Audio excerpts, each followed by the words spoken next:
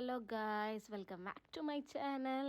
അങ്ങനെ നമ്മളൊക്കെ girls trip പോവാന്ന് പറയല്ലാണ്ട് എവിടെയും പോവാറില്ല അല്ലേ. ഒരുവിധം എല്ലാവരും കഥ അങ്ങനെ തന്നെ.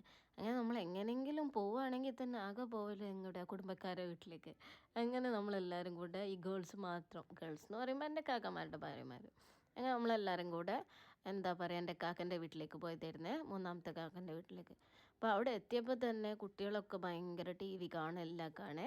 അപ്പോൾ ഞാൻ ചോദിച്ചു ഇന്നത്തെ മെനു എന്താന്ന് പറഞ്ഞപ്പോൾ എൻ്റെ അടുത്ത് പറഞ്ഞേ നല്ല ചൂടുള്ള നെയ്ച്ചോറും ഞണ്ട് ഫ്രൈയും ബീഫ് ഫ്രൈയും ഉണ്ടാക്കി തരാൻ. ആദ്യം എൻ്റെ അടുത്ത് ചോദിച്ചാൽ എനിക്ക് എന്താ വേണ്ടത് എന്ന്.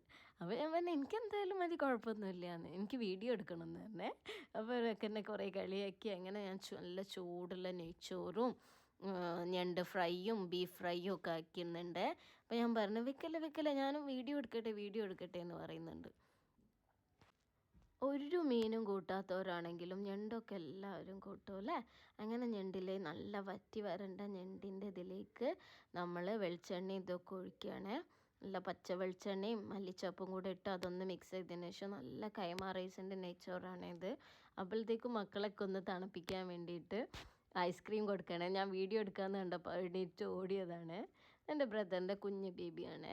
ഞാൻ ചൂടുള്ള നെയ്ച്ചോറും നല്ല ഞണ്ട് ഫ്രൈയും അച്ചിങ്ങാപ്പയർ ഉപ്പേരിയും ബീഫ് വരട്ടും, ഒന്നും പറയാനില്ല, സൂപ്പർ.